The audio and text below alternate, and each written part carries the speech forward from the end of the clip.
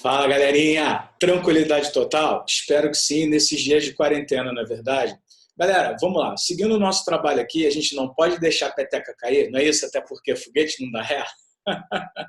O tema da nossa aula de hoje é a União Ibérica e a presença estrangeira no Brasil, beleza? Tá? Então, quando a gente para estudar isso daí, geralmente são mencionados três casos, tá? O primeiro deles eu nem coloquei no material de vocês, tá? Nem vou comentar com profundidade aqui na nossa aula, porque, sinceramente, não vem ao caso, porque é o caso inglês, tá? O caso que não vem ao caso. É o caso inglês, simplesmente porque os ingleses eles se concentraram na atividade corsária, beleza? Tá? Então, o que a gente consegue observar? Que foram pilhagens, beleza? Principalmente de galeões espanhóis provenientes da América Espanhola, repleto de metais preciosos, né, com destaque para a prata. Beleza, gente? Então, nós vamos começar a conversar a respeito do caso francês, tá? E depois a gente faz a União Ibérica. Por quê? Porque vai estar intimamente relacionada com a questão, tá, dos holandeses, beleza? Então, pessoal, vamos lá. O primeiro caso, o caso francês, eu dividi para vocês em quatro partes, tá? Conforme você está vendo aí no seu slide, tá? Primeira parte, período colonial, melhor, período pré-colonial. Segunda parte, né, a fundação, ou a tentativa de fundação. A fundação, na verdade, né? A tentativa de colonização dos franceses na Baía de Guanabara, e aí nós vamos falar bastante sobre isso, tá? Porque já caiu em provas importantes em vestibulares do Brasil, tá? Principalmente Unicamp, FUVEST, beleza? Tá? Terceiro ponto a ser abordado é a França equinocial. Caramba, Botino, eu nunca ouvi falar nisso. Fica tranquilo que a gente vai desenrolar com vocês, tá? E fechando, a parte de Caiena, que você está vendo aí, ó, no slide, na parte superior, né, na imagenzinha menor, né? Ali, ó, o Amapá, e acima do Amapá vem ali a Guiana Francesa, tá, gente? Então, é exatamente ali que a gente vai estar estudando isso daí. Tá bom? Então, vamos lá, galera. Eu vou aumentar a tela aqui, né? Porque não tem caso de você ficar olhando para esse slide. Quando for necessário, então, eu volto para os slides. Pode ser? Beleza? Então, nós vamos ficar indo e voltando aqui, tá? Vamos lá. Então, pessoal, o que acontece? Eu não vou não. Deixa assim. No período pré-colonial, o que a gente consegue observar? A gente consegue observar a presença francesa ao longo da costa do Brasil colonial. Confere? Né? O que nós estudamos, pessoal? Nós vimos que durante o período pré-colonial, como Portugal tinha o principal interesse no comércio com as Índias, Portugal meio que foi deixando de lado, né, a colonização do Brasil, propriamente dita, efetivamente dizendo, né, a partir de 1531, e a partir daí os franceses estiveram por aqui. Tá? E justamente nesse período, na extração de pau-brasil, na extração de frutas tropicais, enfim, né? Nesse momento da pré-colônia, os franceses eles perceberam que existiam pontos do litoral colonial que os portugueses eles não se fixaram, tá? Muitas das vezes dada a chamada animosidade indígena. É verdade, tá? Então, só para dar uma recapitulada, né, durante o período pré-colonial, quando os franceses aqui estiveram, né, preocupados com a extração de gêneros tropicais, com a extração do pau-brasil, eles, portanto, perceberam, então, portanto, não é, que os portugueses não haviam, não é, tomado conta de toda a costa. Tanto que nós vimos lá na aula anterior, né, a questão das expedições guarda-costas e tudo mais. Tá? Então, no número 1 do teu slide, está falando a respeito do período pré-colonial, portanto, né, exploração de gêneros tropicais, né, e também do pau-brasil. Beleza? No número 2, que já é em 1555, aí a história já é um pouquinho diferente. Tá? É justamente nesse período que os franceses conseguem colocar aqui no Brasil o empreendimento colonial, tá? Que começa, então, portanto, em 1555 e vai até, galera, 1567. Poxa, Botino, foram 12 anos da presença francesa? Sim, senhor. Né? Quase que não sai francesa, sai francesa. Então, galera, o que acontece? Vamos trabalhar, discutir, falar um pouquinho a respeito, né, do estabelecimento da colonização francesa na Baía de Guanabara. Vamos lá. A pessoa responsável por isso foi ninguém mais, ninguém menos do que Nicolau Durand Villegagnon, tá? Que você já deve ter ouvido falar dele, beleza? Só que, para a gente entender um pouco melhor essa questão dos franceses por aqui, não é? A questão da fundação da cidade de São Sebastião do Rio de Janeiro, né, de lá que eu venho, é legal a gente parar e ouvir um pouquinho a respeito da história da França naquele momento, né? Isto é, qual era o contexto interno que a França passava naquele momento, tá? E um pouquinho também da história do Villegagnon, tá legal? Então, vamos lá. Nós vamos partir da onde, galera? Nós vamos partir da segunda metade do século XVI, tá? Nesse momento, a reforma protestante ela está estourando na Europa, beleza? Tá? E no caso francês não vai ser diferente. Então, para a gente conseguir analisar essa questão de França, faz-se necessário justamente olhar para a questão política, também para a questão religiosa. Tá? Então, vamos lá. Primeiro a questão política, tá? Depois a questão religiosa, e aí sim a gente fala do Villegagnon. Tá bom? Então, vamos lá. Politicamente falando, o que a gente consegue observar? Que a Europa, nesse momento, ela está vivendo o antigo regime, ou também chamado Idade Moderna, tá? Onde, politicamente, né, nós temos a gradativa centralização do poder nas mãos do rei. Tá? Só que, como você já aprendeu, essa gradativa centralização do poder na mão do rei, ela se dá, dentre outras coisas, por uma aliança que é fundamental que os reis fazem com a burguesia. Tá? E no caso da França, o que a gente observava naquele momento? Que a nobreza francesa ela era extremamente católica. E a burguesia, tendendo à conversão frente à reforma protestante, não é? Estava, vamos dizer assim, acolhendo aquele ideal, né? Protestante que nós sabemos que atende os interesses burgueses. Então, para o rei, nesse momento, que no caso era Henrique II, ficava muito complicado ele conseguir congregar os interesses tanto de católicos quanto de protestantes. Até porque eles estavam vivendo nesse momento, rapaziada, esse problema, tá? Da reforma protestante e das guerras de religião que viriam a partir daí. Beleza? Muito bom. Então, Villegagnon, ele vai ter que lidar com essas duas circunstâncias, não é? Tanto a ala católica quanto a ala protestante, tá certo? E a partir daí, fazer o equilíbrio das duas alas e convencer o rei que estava tudo dominado e que a partir daí ele conseguiria vir para o Brasil. Legal? Muito bom. Então, como é que estava esse cenário político aí na França nesse momento? De um lado, nós tínhamos, tá, o Partido Católico, tá, que ele era liderado pelo Cardeal de Lorena, legal? E, de outro lado, quem nós temos? Nós temos o Almirante Coligny, que liderava o Partido Protestante. Legal? Aí você deve estar falando assim, caraca, Botino, como é que o Villegagnon vai conseguir se virar nessa? Caramba, Botino, poxa, mas nessa época aí, religião era coisa séria, com certeza. Tanto que o próprio rei não é, tinha dificuldades exatamente para poder servir de fiel da balança e colocar o absolutismo em prática. Tá? Então, o que acontece? O Henrique II, ele simplesmente deu duas missões para o Villegagnon.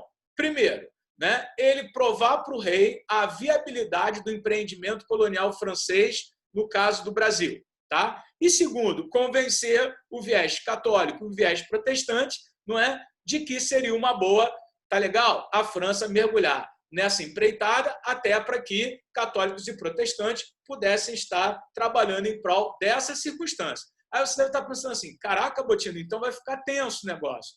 Mais ou menos. Por quê? Villegagnon. O que Villegagnon, ele, na verdade, representava para o Partido Católico?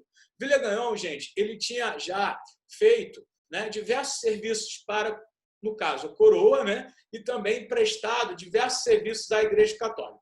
Por conta disso, o Villegagnon ganhou, né, o título de cavaleiro da Ordem de Malta, tá, por conta da Igreja Católica, e, ao mesmo tempo, por conta da coroa francesa, ele ganhou o título de vice-almirante da Bretanha. Tá? Então, o Villegagnon tinha uma folha corrida de bons serviços prestados, não só para a coroa francesa, mas também para a Igreja Católica. Então, na visão do cardeal de Lorena, Villegagnon, mais do que ninguém, seria a ponta de lança na América, né? Já que, frente à reforma protestante, num contexto, né, onde a Igreja Católica perdeu fiéis, onde a Igreja Católica ela precisava repor fiéis, não é? E aí que entra a ação das ordens religiosas, né, ou de novas ordens religiosas, criadas no Concílio de Trento, um pouquinho depois, tá? Mas a gente não pode esquecer que a ordem jesuíta, isto é, a Companhia de Jesus, ela vem antes do próprio Concílio de Trento. Tá? Então, qual foi a principal missão, por exemplo, da Igreja Católica na América? Catequizar os índios.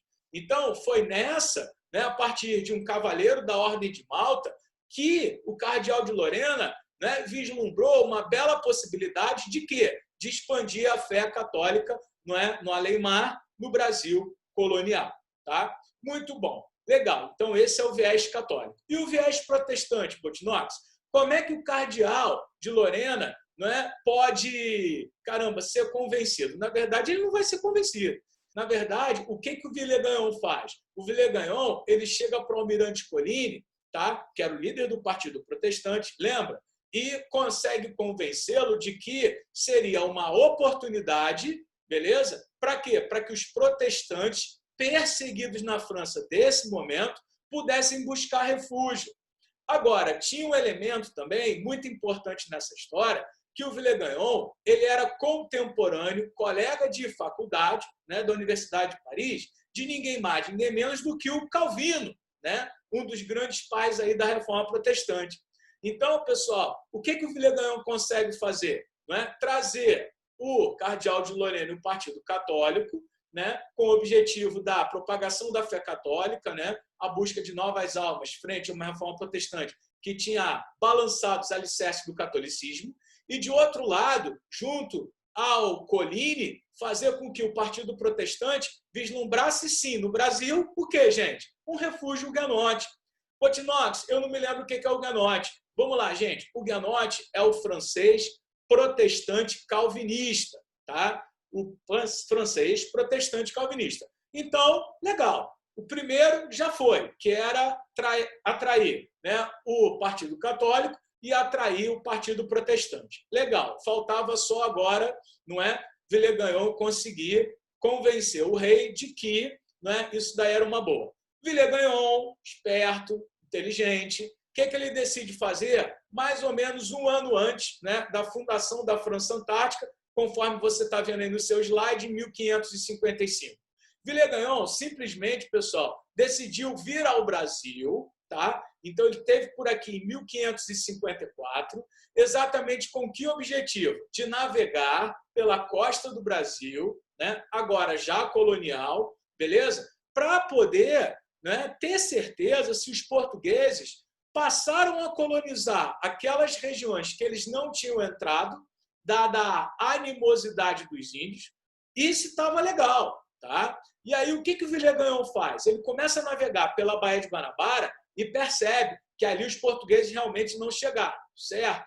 Beleza. E aí, o que o Villegagnon decide fazer também? O Villegagnon, ele além de navegar pela Baía de Guanabara, ele entra mais um pouco, tá? E vai à região dos lagos, tá? Região dos lagos, como, por exemplo, Cabo Frio. Não sei se alguém, né, algum de vocês já esteve por lá. Gente, é muito legal, é belíssimo, tá? Eu acho que Cabo Frio só perde para Arraial do Cabo, só perde para Búzios, tá? Muita gente aí já esteve na região dos lagos, realmente é muito legal, é muito bacana, tá? E aí, pessoal, o que o Villegagnon percebe? Caramba, filé, show de bola. Vamos lá que, cara, tá suave, tá? Muito bom. Villegagnon, então, volta para a França e Villegagnon percebe o seguinte, gente, que, poxa, não vai ser tão difícil assim de convencer o rei. Dito e feito. Villegagnon vai, convence o rei e o rei permite que, então, que eles partam para o Brasil, beleza? O rei concede, né, o mínimo que ele poderia dar, navio, algum mantimento, armas, pólvora, né, munição, tá? Deixou com que Villegagnon arregimentasse homens, vamos dizer assim, de caráter duvidoso, é verdade, tá? E o que mais vai pegar na relação da fundação da França Antártica é justamente essa questão, né, de católicos e protestantes, protestantes e católicos. Tá? O que acontece? Villegagnon, então, portanto, chega ao Brasil e funda o primeiro núcleo de povoamento francês na América, tá? No caso, Brasil, né, na América Portuguesa, chamado de Forte Coligny. Tá? Quase que não sai. Espera aí, galerinha, deixa eu tirar uma onda aqui. Ó.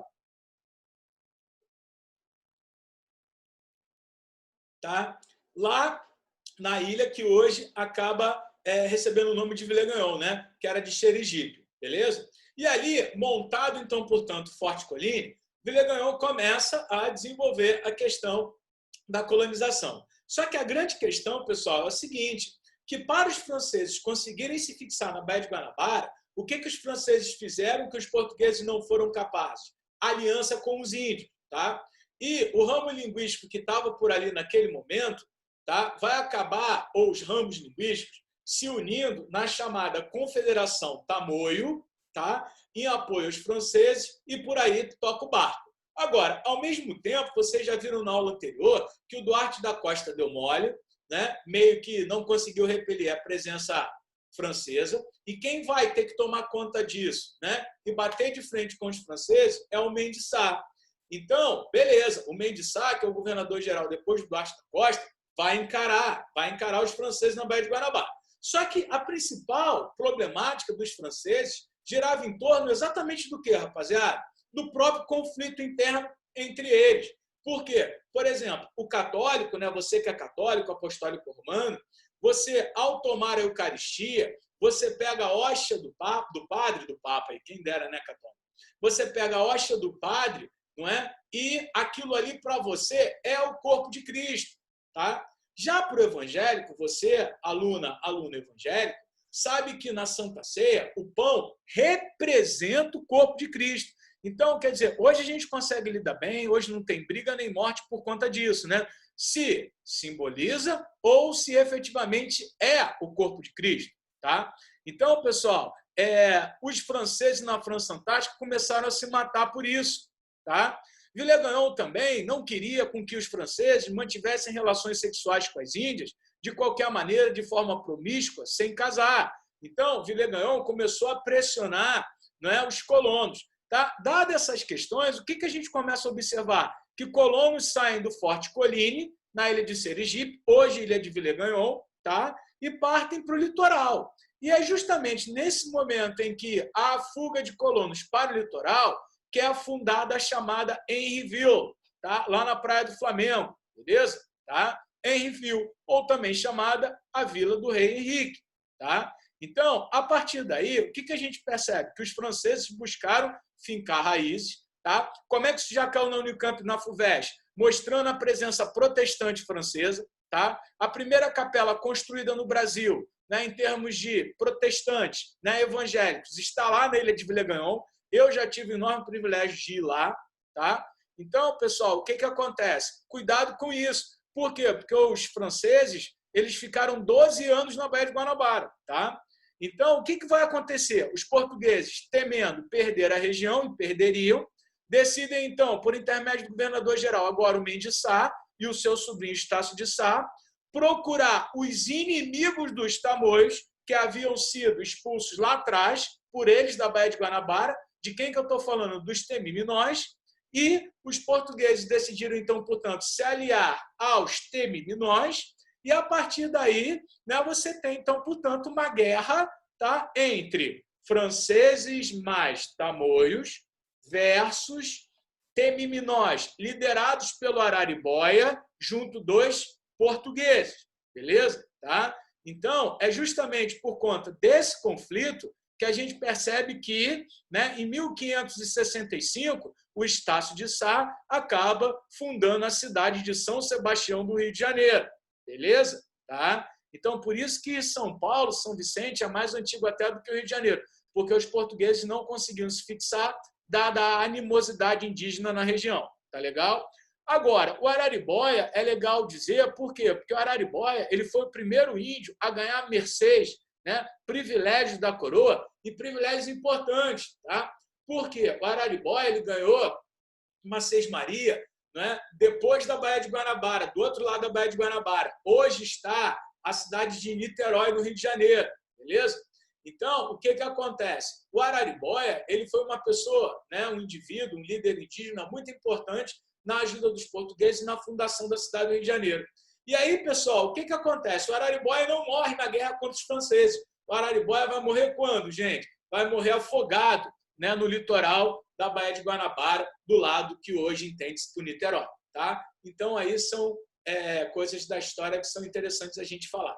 Aí, às vezes, o aluno pergunta assim, porra, Botino, mas eu estou em casa, na quarentena, que tanto que você está falando de índio, Araribóia, de francês, português, de Rio de Janeiro e tudo mais. Gente, a Unicamp se amarra nisso, tá? A FUVEST também. Vocês não estão vendo que cada vez mais as provas estão multidisciplinares, interdisciplinares? Então, se eu fosse apostar numa questão, eu apostaria na reforma protestante, tá? Atrelada à presença estrangeira no Brasil colônia, tanto de franceses quanto de holandeses, tá? Então, isso daí, gente, é muito importante, sim, você saber, tá legal? Então, já caiu anteriormente, pedindo para que você explicasse, né? Por que nós podemos dizer que, né, no caso, a França Antártica recebe esse nome porque está mais ao sul, né? Beleza? E aí, o que acontece? Pedindo para que você justificasse, então, portanto, por que a França Antártica ela era considerada um refúgio huguenote, tá?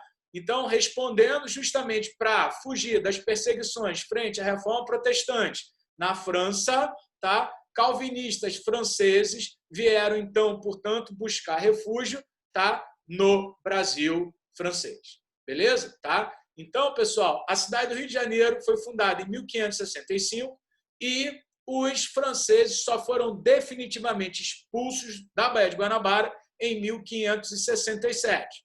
Tá? Muito bom. Só que o que você acha? Que os franceses se deram por satisfeitos? Claro que não. Eles vão tentar uma segunda vez ou uma terceira vinda. Aonde? Lá no terceiro ponto aí, ó, do slide, que é a chamada França equinocial. Botino, mas vamos lá. O que significa equinocial? Galera, hoje em dia você conhece como linha do Equador, tá? Naquela época não existia o termo, e sim linha do equinócio, tá? Então, a França equinocial, ela vai estar, tá, sendo fundada aonde? No Maranhão, tá? São Luís do Maranhão é a única capital do Brasil que não foi fundada por portugueses, tá? Quem foi o responsável pela, né, expedição da França equinocial? O francês Daniel de Latouche, ou também chamado de Daniel de Latouche, beleza? Tá? Então, o que os franceses queriam na França equinocial? Obviamente, estabelecer o núcleo de colonização, tá? Mas mais do que isso, quando você olha o mapa do Brasil e você dá uma olhada lá no Maranhão, você vai perceber que eles estão lá na pontinha, tá? E é justamente ali que os franceses viram como posição geográfica favorável para o apresamento de galeões espanhóis vindo da América Espanhola, tá? Ponto-chave. Então, além de explorar gêneros tropicais, se tiver para o Brasil, legal, né? Se puder montar um empreendimento colonial, show de bola. Mas mais do que isso, o que eu posso destacar? Né? A questão da posição geográfica estratégica para que os franceses facilmente conseguissem apresar navios espanhóis repletos de metais preciosos de prata, né? Vindos da América Espanhola. Então, voltando, ponto 1, pré-colônia. Né? Exploração de gêneros tropicais. O que mais, Botinho? Pau-Brasil. 2. França Antártica, um refúgio huguenote. 3. França equinocial. Beleza? Posição estratégica favorável. Para quê, rapaziada? Exatamente para apresar os galeões, tá? Espanhóis vindos da América Espanhola, passando ali pelo Atlântico, tá legal? E de fácil apresamento, atividade corsária francesa. Tá legal? Tá? Então, isso é muito importante. Agora, é claro que também não conseguiram se fixar, foram expulsos logo em seguida, tá? E, legal. Ah, Botino, então agora eles se deram por satisfeitos. Não, não se deram por satisfeitos, não, tá? O que eles vão fazer? Simplesmente, né, como eu disse para vocês, é o ponto 4. Eles vão caminhar, né, mais ao norte ainda, tá? Então, Antártica lá embaixo, França equinocial, linha do equinócio, tá legal? E expulso de todas. Agora, o que eles vão fazer? Eles vão mais para o norte ainda. É só você olhar esse desenho menor aí, o quadradinho menor, tá? Acima do Amapá, tá? Na chamada Guiana Francesa, beleza? É uma região que vai estar sob litígio várias e várias vezes, tá? Portanto, eles tentam a Guiana de 1604 até 1652, tá? Mais tarde, a Guiana, então, portanto, ela vai ser, né, no caso, francesa de verdade, né, Inglaterra aceita, enfim, Brasil, outros países, tá? E uma última informação e observação com relação à Guiana Francesa. Se você olhar lá no mapa, mais ao norte ainda, você vai ver uma bolinha vermelha bem lá no fundo, né? Ou seja, que bolinha é aquela ali? É nada mais, nada menos do que Cayena. Tá, gente? Então, primeiro período pré-colonial, segundo França Antártica, terceiro França equinocial e a quarta tentativa e fixação, né, em Cayena, chamada Guiana Francesa. Tá? Só que eu queria que você não se esquecesse do ponto 4, eu queria que você não se esquecesse desse nomezinho Cayena. Por quê? Porque lá na frente eu vou chamar a respeito disso aí, tá? Da possessão francesa na América. Show de bola, galerinha? Tá? Então, esse foi o primeiro caso, o caso francês. Tá? Para a gente ir para o segundo caso, eu preciso fazer um parêntese aqui, beleza? Tá? Num processo histórico que ocorre entre os anos de 1580 e 1640. Tá? Do que eu estou falando, gente? Da chamada União Ibérica. União Ibérica para a gente, né? Porque para a história de Portugal foi justamente o período da chamada dominação filipina ou também dominação Habsburgo. Tá? Então, se você chegar e pegar a União Ibérica em si, pelo termo, tá? Todas as vezes em que vocês tiverem dificuldade numa prova, não lembrar, o negócio ficar difícil, qual é a minha dica para vocês? Pega o termo ali e divide em dois. Tá? De um lado você tem União, de um lado você tem Ibérica. Tá? União não preciso traduzir, que todos vocês sabem o que é. Agora, quando você vê o termo ali, Ibérica, o que isso te remete? Península Ibérica. Show! Beleza, tá. Se é Península Ibérica, naturalmente, eu estou falando de quê, galera? De Portugal e de Espanha. Então, a União Ibérica nada mais é do que a união das coroas de Portugal e Espanha. Ah, não brinca, Botinox! Pois é, mas aí que tá. A grande dúvida não é essa, que o conceito em si é fácil, né? A grande dúvida é para quê? Por quê? Quais são as consequências disso para o Brasil? Beleza? Para Portugal e, naturalmente, para a Espanha. Tá, pessoal? Então, a partir daí, dentro dessa união, a gente precisa ver 50% de um lado, 50% de outro. 50% Espanha, 50% Portugal. Tá legal? Então, como eu já te dei o roteiro, tá? Então, tudo isso está lá no roteiro que eu falei de França e agora também da União Ibérica dos holandeses, tá? Você vai me vendo aí na janelinha, pequenininho, né? Barbudão, ó, Natal chegou mais cedo, né? Legal? E, ao mesmo tempo, você segue no teu roteiro e nos slides também que eu já coloquei para vocês. Galera, vamos lá, então. Tá? O que me interessa naturalmente é Portugal, o que me interessa naturalmente é o Brasil, porém eu não posso passar por isso sem te chamar a atenção, né? Não é isso? Legal? Tá? Da Espanha, porque a União Ibérica, como vocês já viram, vai ser a união das coroas de Portugal e de Espanha e Portugal. Tá. Agora, qual era o contexto espanhol antes de 1580? Vamos lá. A Espanha, nesse momento da história, gente, ela faz parte, tá, da dominação Habsburgo. Só que para eu começar a falar da dominação Habsburgo, eu quero levantar a bola aí do imperador do Sacro Império Romano Germânico, o Carlos V Habsburgo. Botino. Esse Carlos V aí, cara, é o mesmo Carlos V lá da Reforma Protestante? Esse Carlos V aí é o mesmo lá do Henrique VIII, né, da Catarina de Aragão? Esse cara aí foi imperador do Sacro Império Romano, extremamente poderoso? Foi. E foi justamente ele, o Carlos V, que levou a dominação habsburga até a Península Ibérica. Tá? Só que a história nos diz o seguinte, pessoal, que o Carlos V teve uma vez só na Espanha. Tá? E como nós sabemos que é a Idade Moderna, é o Antigo Regime, e que a sociedade é uma sociedade de corte, tá? O espanhol ele se ressentia demais pela falta do seu rei, né? Até porque o Carlos V queria saber só de Áustria, né? Queria ficar mais lá para a Europa, não Península Ibérica, né? Muito bom. Então, de acordo com a pressão exercida pelos espanhóis em cima do Carlos V, o que o Carlos V disse? Que o herdeiro do trono seria criado na Espanha. Tá? Então, exatamente por conta das guerras de religião, tá? Por conta da reforma protestante, ele que era o imperador do Sacro Império, então, portanto, a região da Alemanha, ou que você entende por Alemanha hoje, que se levantou contrário à Igreja Católica pela ação do monge Martinho Lutero, tá? ele vai ficar extremamente desgastado, cansado de tudo isso e decide simplesmente fazer o quê, rapaziada? Né? Dividir o Sacro Império com os seus filhos. Tá? E aí que entra o que interessa para a gente. Por quê? O Filipe II ele ficou filho de Carlos V com a Espanha e também ficou com os Países Baixos. Dentro desses Países Baixos, um dos reinos que faziam parte desses Países Baixos, ou chamadas Províncias Unidas, né, era a Holanda. Tá? Então, Filipe II era um rei extremamente católico, beleza? Rei, portanto, da Espanha, criado em Madrid, tá? E também dos Países Baixos, que faziam parte do Sacro Império, e na hora que o Carlos V dividiu, ele deixou com o Filipe II. Então, rapaziada, o Filipe II era um rei extremamente poderoso, tá? Então, é isso que você vai precisar guardar nesse momento, tá? Carlos V, então, portanto, era um rei extremamente poderoso.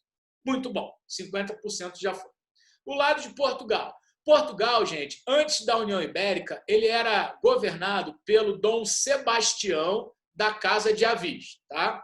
Só que o Dom Sebastião era um rei muito jovem, tinha 23 para 24 anos, um rei solteiro e que trazia no seu coração, tá, um sentimento cruzadista ainda muito forte.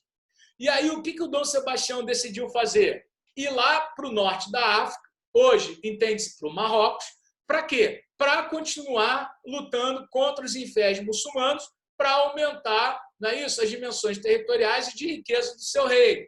Até aí, beleza, o rei quer fazer, faz. Tem reis que na Europa, nesse momento, estão lá, sem fazer nada, né? Ficam lá na sociedade de corte, né? Só cobrando impostos, de boa tal.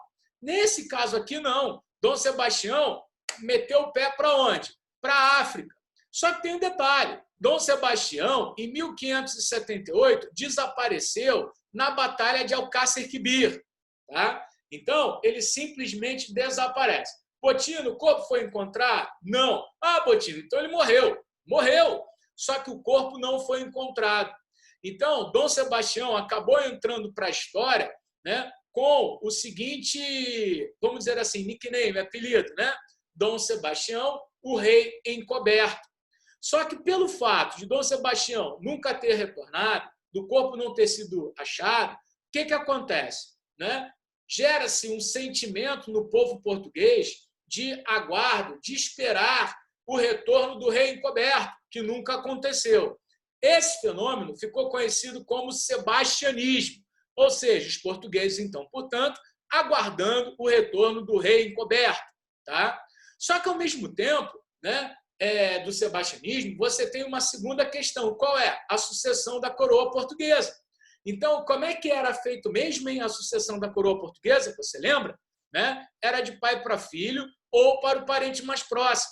Só que tem um detalhe. Dom Sebastião, como eu havia te dito, ele era muito jovem, não era casado e não tinha filhos. Opa, ferrou. Então, a coroa ela deveria passar para quem, gente? Para o parente mais próximo. Porém, o parente mais próximo do Dom Sebastião, né, era um cardeal, primeiro problema. E era um tio-avô, segundo problema. Por quê? Cardeal não pode casar, não pode ter filho. E o cardeal, como já era um homem idoso, né, mesmo que ele conseguisse, coisa que ele não conseguiu, que ele pediu, licença, né, ao Papa para se casar, para gerar um herdeiro para Portugal, tá certo? Ele já era idoso demais. Então, rapaziada, o que acontece? O cardeal Dom Henrique de Avis assume a coroa portuguesa, então, portanto, depois do desaparecimento do Dom Sebastião, tá? E vai reinar de 1578 até 1580, quando vem a falecer. Então, quando o cardeal Dom Henrique de Avis falece, com ele morre também a dinastia de Avis e gera um problema ainda maior. Qual é? A disputa pela coroa, que eu coloquei ali em verde para vocês. Tá? E 3 nomes aparecem aí, tá? Para disputar a coroa de Portugal, então, portanto. Quem são? Dona Catarina, duquesa de Bragança. Bragança era a casa mais nobre depois da de Avis, certo? Só que Dona Catarina não conseguiu por ser mulher. Tá? Isso em 1580. Vamos lá. Qual é o segundo? Dom Antônio, prior do Crato. Tá? Prior, né? Não está no Big Brother, não, hein? Prior, na verdade, era como se fosse um administrador da Igreja Católica de uma determinada região, um homem de armas, tá? Que fazia defesa e, ao mesmo tempo, linkava com a Igreja Católica, beleza? Da região do Crato. Dom Antônio também não conseguiu, tá? Não houve legitimidade, tá? Na ascensão dele para a coroa. E o terceiro ponto, quem era? Filipe II. Pô, Batino, mas o Filipe II já era rei da Espanha, já. Só que ele tinha o sangue português. Por quê? Porque ele era neto de Dom Manuel I. Então, o que acontece? Dentro da descendência, tá? O sangue do Filipe II era de ascendência materna. Então, por isso que ele não trazia o nome de Avis com ele. Porém, ele tinha o sangue, tá? Da dinastia de Avis, né? Correndo no seu corpo. Só que, como a ascendência era materna, deixa para lá. Beleza. Só que o Filipe II ele vai se habilitar, sim, tá? A ser rei de Portugal. E o Filipe II, como era um rei muito poderoso, o que ele faz? Ele posiciona suas tropas na fronteira de Portugal e ameaça invadir pela força.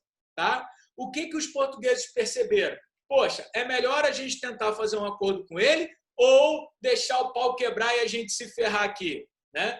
Então, o que os portugueses fizeram com o Filipe II? Assinaram um tratado, Tratado das Cortes de Tomar, em 1580, onde Filipe II passa a ser rei de Portugal, tá? Com duas condições muito importantes. Que condições foram dadas para os portugueses para entregar a coroa para o Filipe? Simplesmente, presta atenção agora que isso é muito importante, que os espanhóis não mexessem na administração portuguesa na América, para não mexer com isso aqui, tá? E outra coisa, que não fossem alteradas fronteiras, dimensões territoriais do Reino de Portugal, tá? Muito bom. Então, a partir de 1580, como o teu slide te mostra, o que nós temos? Filipe II, rei da Espanha e, ao mesmo tempo, rei de Portugal. Começando assim a chamada dominação filipina.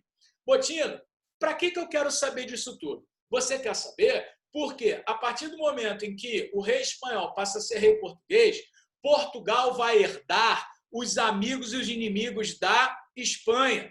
Nesse momento, os Países Baixos, portanto a Holanda, eles estão em guerra contra o Filipe II, contra a Espanha, pela sua independência. Caramba, Botino, então deixa eu ver se eu estou entendendo, estou todo arrepiado. Se a Holanda é inimiga da Espanha e a Holanda tem uma aliança extremamente rentável do açúcar com Portugal, como é que vai ficar essa relação? Isso são cenas para os próximos capítulos, para a próxima aula, tá? Então, a próxima aula eu continuo daqui, da União Ibérica, só que agora com a presença holandesa. Valeu, galerinha! Até a próxima! Vamos para cima que foguete não dá ré! Valeu!